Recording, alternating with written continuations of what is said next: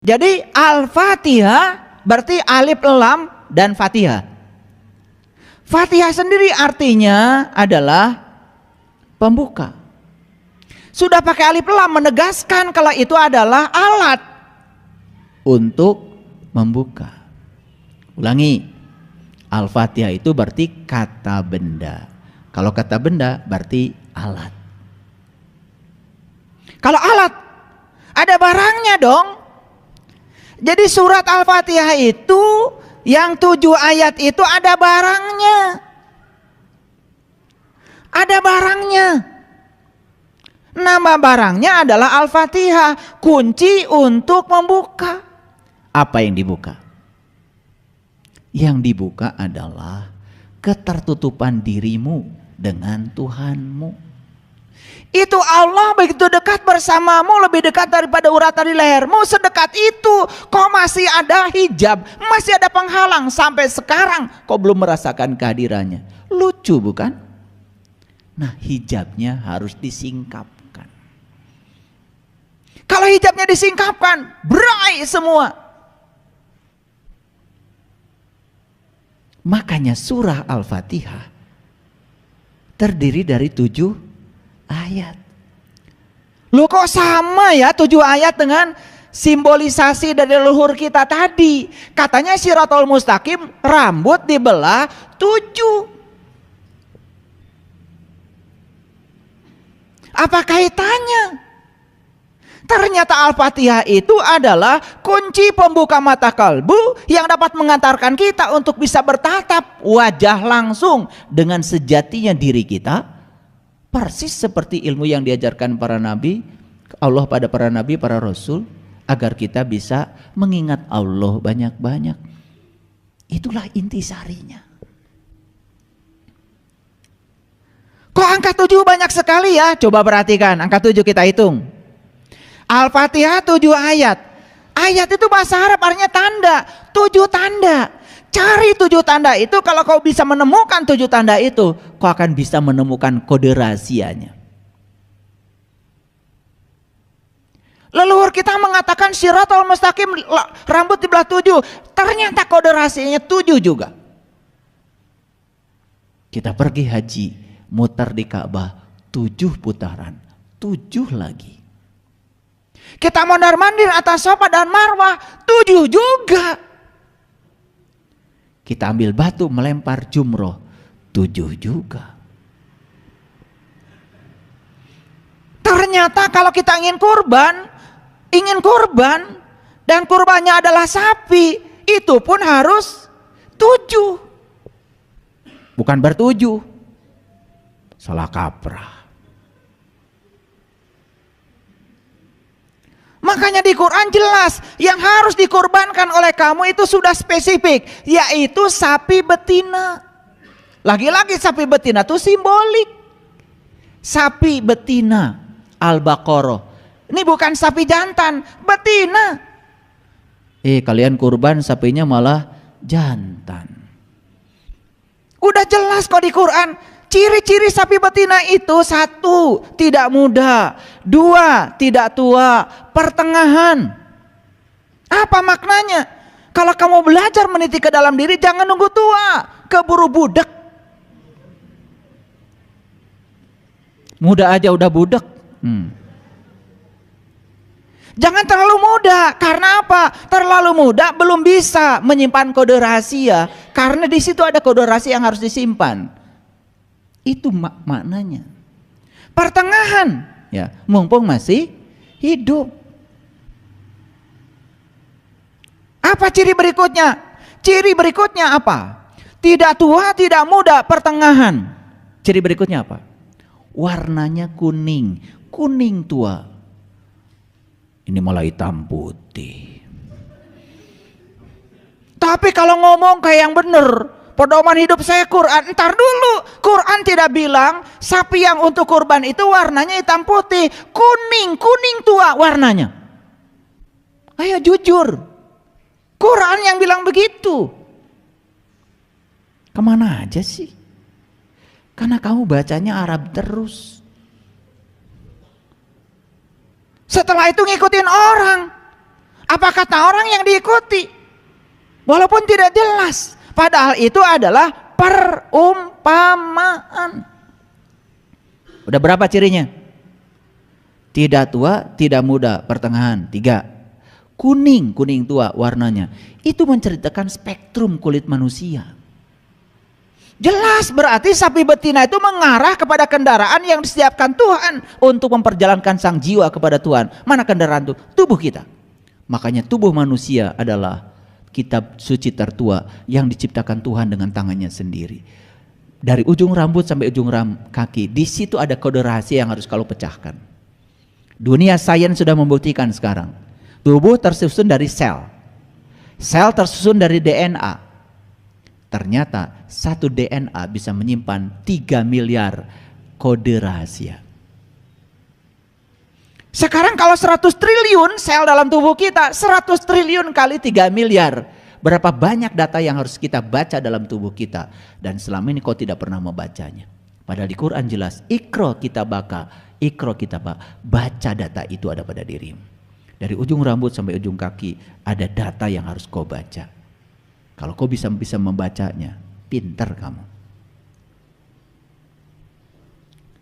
Selama ini mata kita keluar terus, tidak pernah ke dalam. Padahal perintah di Quran, ikro kitabaka, baca kitabmu. Di situ ada sejumlah data dan informasi yang harus kau tahu.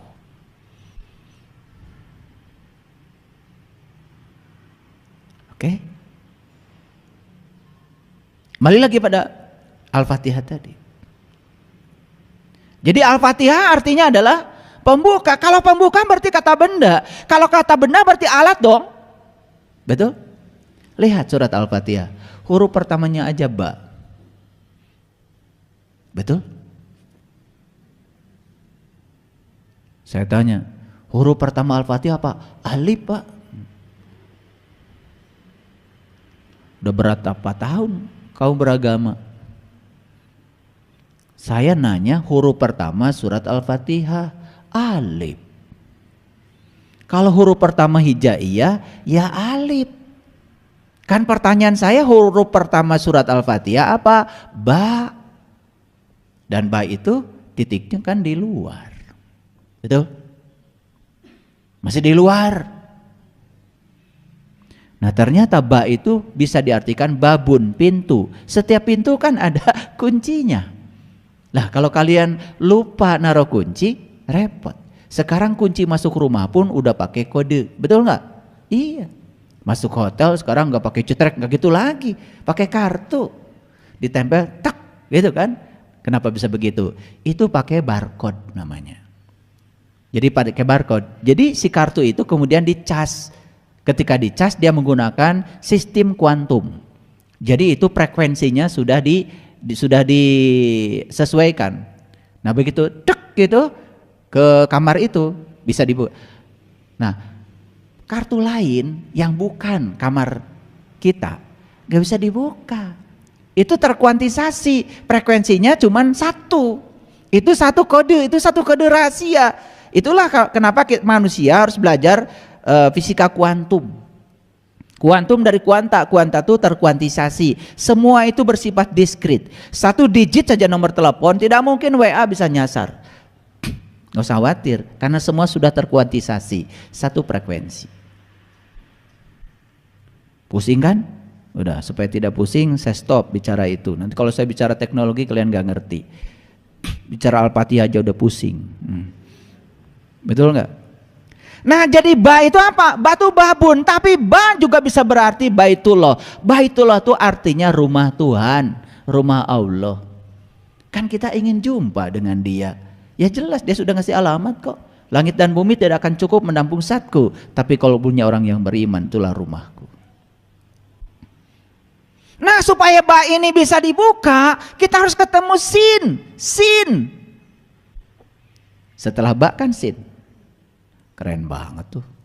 Ini kalau saya kaji huruf per huruf sampai huruf nun gak selesai 10 SKS kuliahnya. Gempor kalian, gak bisa berdiri lagi. Apa tuh sin? Loh kalian sering baca Salatullah salamullah ala Toha Rasulillah.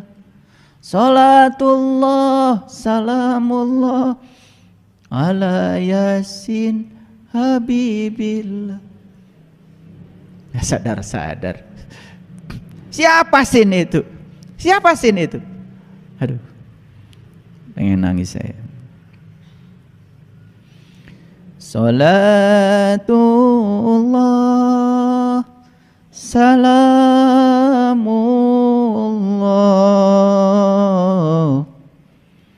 ala Toha Rasulillah.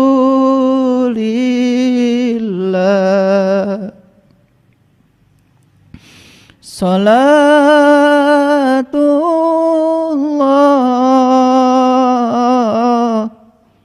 salamullah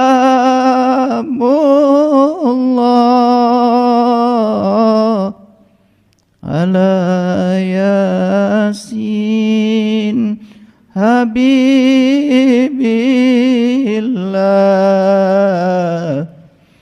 Ala Yasin Habibillah.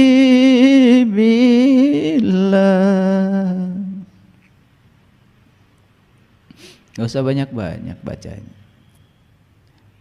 Kita minta kepada Allah, ya Allah sambungkan aku dengan Toha, sambungkan aku dengan Yasin, Siapa Yasin? Habibillah, orang yang sudah dicintai Allah. Siapa Yasin itu? Yasin itu adalah para rasul, para nabi. Itulah utusan Tuhan yang akan membantu kamu membuka kode rahasia tentang Mbak. Makanya Mbak ini tidak akan bisa dibuka kode rahasianya kalau kau belum ketemu dengan Sin. Begitu Mbak dibuka, begitu kodenya, aksesnya sudah kau dapatkan dari Sin, dari Toha. Berikutnya apa? Kau akan dapat Mim. Mim itu adalah ma'rifat, mengenal. Siapa yang kita kenal? Allah Ar-Rahman Ar-Rahim. Lengkaplah surat Bismillahirrahmanirrahim. Ba, Sin, Mim, Allah Ar-Rahman Ar-Rahim. Sampailah pada dia, sampailah pada sifatnya dia. Kenapa? Kalian tidak akan pernah merasakan hangatnya api kalau kalian tidak pernah menyentuhnya. Dan kalian tidak akan pernah merasakan sejuknya air kalau tidak pernah menyentuhnya. Kalian tidak akan pernah merasakan Allah dari tulisan Allah. Kalian tidak akan pernah merasakan Allah dari sebutan Allah. Kalian hanya akan bisa merasakan Allah dari Allahnya itu sendiri. Terus ya, begitu kita sudah buka kita sudah dapat kode rahasia dari Sin, kita sudah dapat Mim, kita sudah sampai kepada Allah Ar-Rahman Ar-Rahim. Sifatnya menjadi sifat kita. Kita sampai pada sumbernya cinta. Begitu kita sampai pada sumbernya cinta, maka kita mulai bisa mencintai. Berhenti kita ingin dicintai, berhenti merengek-rengek untuk diperhatikan orang. Kenapa? Alhamdulillahi Rabbil Alamin. Karena segala puji habis buatmu ya Allah.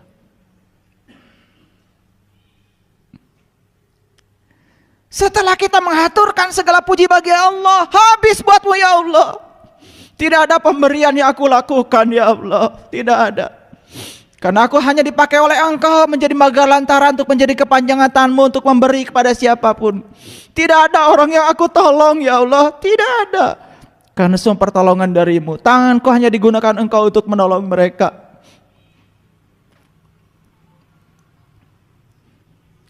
Hilang semua perasaan diri kita berjasa, hilang semua. Disitulah kita bisa memasuki rasa Alhamdulillahi Rabbil Alamin. Karena Engkau adalah Rob, Engkau adalah keberadaan, Engkau adalah kehadiran. Kehadiranmu di setiap ruang dan waktu cukup membuat segala sesuatu itu terjadi. Tidak ada satu peristiwa pun di semesta tanpa kehadiranmu ya Allah. Tidak ada. Maka aku tidak bisa menolak apapun yang terjadi. Karena semua terjadi karena kehadiranmu. Semua terjadi karena ada keberadaanmu di belakangnya. Selesai. Baru kita mengucapkan kalimat yang kedua. Ar-Rahman, Ar-Rahim. The day with love. Start the day with love. Fill the day with love. Awalilah harimu dengan Rahman dan Rahim. Isilah harimu dengan Rahman dan Rahim. Awali pagi-pagimu dengan cinta kasih. Dan isilah hari-harimu dengan cinta kasih. Ketika bangun tidur, katakan pada dirimu, Tuhan, terima kasih atas hadiah kehidupan yang masih Engkau titipkan padaku. Jangan pernah ada satu orang pun yang berkurang kebahagiaannya ketika bertemu dengan aku. Jangan pernah ada orang yang terluka hatinya ketika bertemu dengan aku. Izinkan aku menjadi sumber cintamu. Izinkan aku menjadi sumber sukacitamu. Izinkan aku menjadi sumber kedamaian, ya Allah. Kemanapun aku pergi, mereka mendapatkan kebahagiaan dengan kedatanganku. Start the day with love. Fill the day with love. Isilah hari-harimu dengan cinta. Hadiah dari cinta, hadiah dari mencintai adalah dicintai. Apa yang akan terjadi setelah itu? Kalian akan berkelimpahan. Kalau hari ini kalian makan pun masih susah. Kalau hari ini uang pun masih sulit datang. Kalau hari ini semua teman-teman baik menjauh dari kamu. Kalau kali ini orang tidak merindukan kamu. Tanyalah pada dirimu. Ada apa dengan diriku?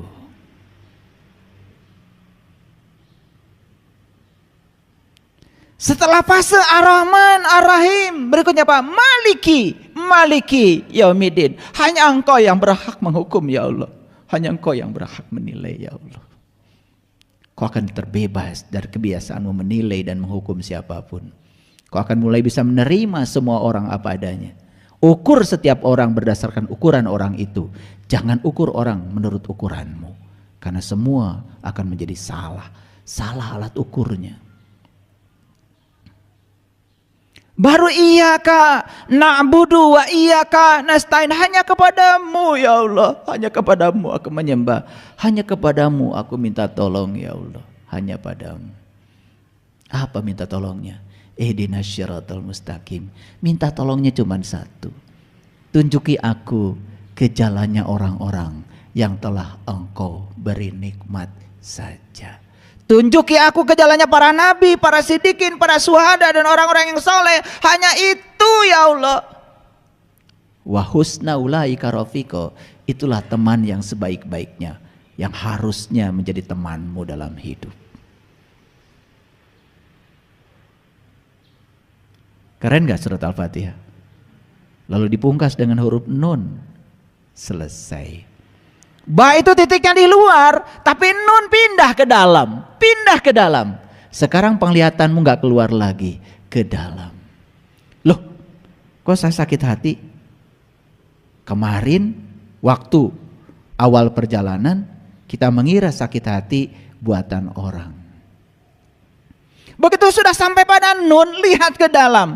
Ini dari mana nih sakit hati itu asal usulnya? Oh, ternyata sakit hati berasal dari keinginan saya. Karena saya ingin orang seperti yang saya mau. Lalu ketika orang tidak seperti yang saya mau, saya jadinya sakit hati. Sadar kalau sakit hati buatanmu, bukan buatan orang. Mulai sekarang saya stop menginginkan orang seperti yang saya mau. Saya hanya ingin saya aja menjadi yang terbaik.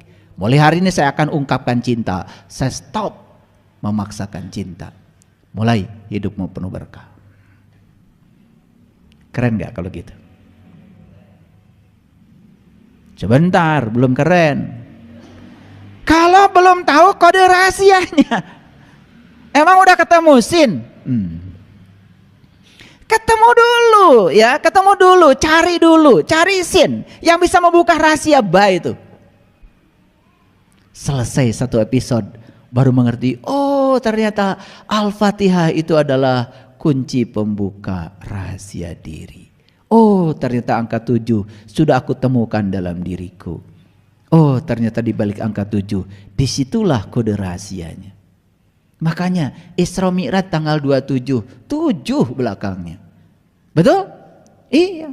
Quran surat Al-Isra 17, 7 juga belakangnya. Salat berjamaah 27, 7 juga belakangnya. Luar biasa ya. Kalian taunya jamaah itu kalau kalian ngumpul di masjid aja. Itu juga jamaah secara syariat, tidak salah. Tapi ada jamaah yang lebih keren lagi. Karena sholat itu sebetulnya adalah jamaah. Jamaah antara dirimu dengan Allah. Jadi kalau ngumpul orang 1000 orang di masjid tiap hari tetapi tidak ngumpul bersama Allah, hakikatnya belum jamaah, baru jamaah secara syar'i. Terus ya, kaki awas, kaki harus beradu nanti supaya setan gak lewat. Setan itu lewatnya bukan lewat kakimu, apalagi roromehen sieuneun. Setan itu lewat sini. Setan itu pikiran gelapmu. Saat kamu sudah memutuskan nanti malam akan tahajud, kemudian nanti malam sudah bangun, alarm sudah bunyi, kemudian tanganmu kan yang menyetop alarm. Tangan siapa itu?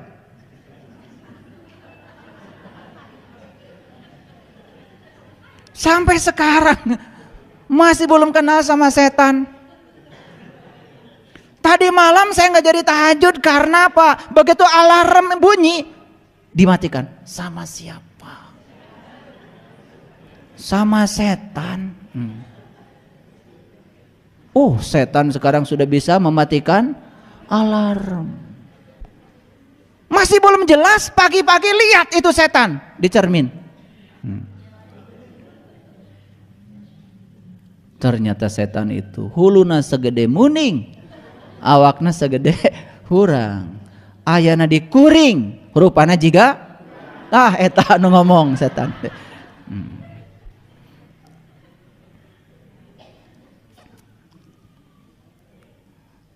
Lanjut. Setelah selesai satu episode terbuka tuh Al-Fatihah, masuk alif lam mim. Luar biasa. Itu kode lagi, kode rahasia lagi. Kalau belum terbuka Al-Fatihah nggak ngerti alif lam mim, nggak ngerti. Kalau bagi saya secara pribadi, saya melihat alif lam mim tuh alifnya Allah, lamnya la ilaha illallah, mimnya Muhammadur Rasulullah. Bagi saya alif lam mim itu adalah syahadat sejati. Saat saya bisa menyaksikan Nurullah, Nur Muhammad, Nur Insan, ya, sebagai satu kesatuan dalam diri. Begitu saya sudah sampai di sana, baru zalikal kitab. Ini kitab. Bukan itu lagi. Ini kitab, bukan itu. Ini air. Kalau masih di sumur itu air. Kalau masih di sana itu air. Tapi kalau sudah dekat kan bukan itu, ini. Tugasmu dalam hidup itu memindahkan itu menjadi ini. Makanya zalikal kitab asalnya itu kitab harus dirubah menjadi ini kitab. Kitab yang mana? Kitab sejati yang ada pada diri. La raiba fi, tidak ada lagi keraguan. Hudal lil muttaqin, dan menjadi petunjuk bagi yang bertakwa. Siapa yang bertakwa? Yang sudah mengambil janji mengangkat gunungnya, ditunjukkan sesuatu di gunungnya, ingat apa yang Allah tunjukkan, itulah takwa. Versi Quran. Surat Al-Baqarah ayat 63. Bagi yang bertakwa. Berikutnya apa? Allazina yu'minuna bil ghaib. Indah. Mulai kalian bisa mengimani yang gaib. Kenapa? Yang gaib sudah nyata dalam dirimu. Kalau masih gaib gimana bisa iman?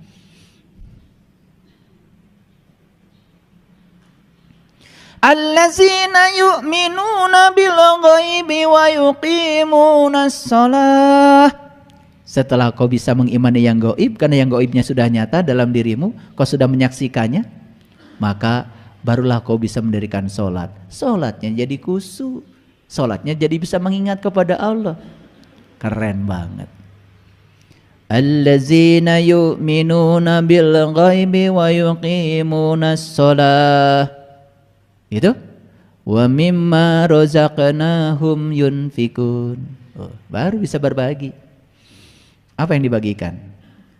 Subhanallah. Membagikan ikan, mereka hanya makan ikan. Tapi kalau membagikan kail, mereka bisa cari ikan sendiri. Makanya orang yang berilmu tidak pernah membagikan ikan, dia bagikan kailnya. Silakan. Karena apa? Ikan terlalu banyak dalam dirimu. Maka di Quran surat Al-Kahfi itu cerita tentang laut dan ikan luar biasa. Dalam dirimu ada laut yang sangat luas, dalam dirimu juga ada ikan. Dan ikan itu bersembunyi di balik batu. Itu kata surat Al-Kahfi. Di mana batunya? Temukan Hajar Aswad dalam dirimu. Di situ bersembunyi. Ada kode rahasia lagi. Tetapi jangan khawatir karena kode ini sudah aku berikan kepada mereka yang berilmu.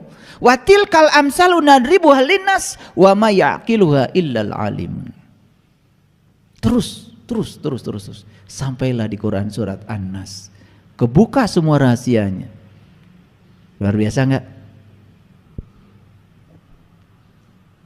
Gitu enggak ngaji selama ini?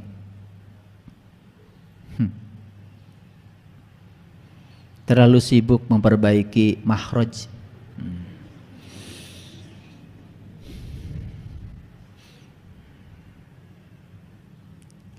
Watil kal amsal sa. Naon teh hartosna? Teuing.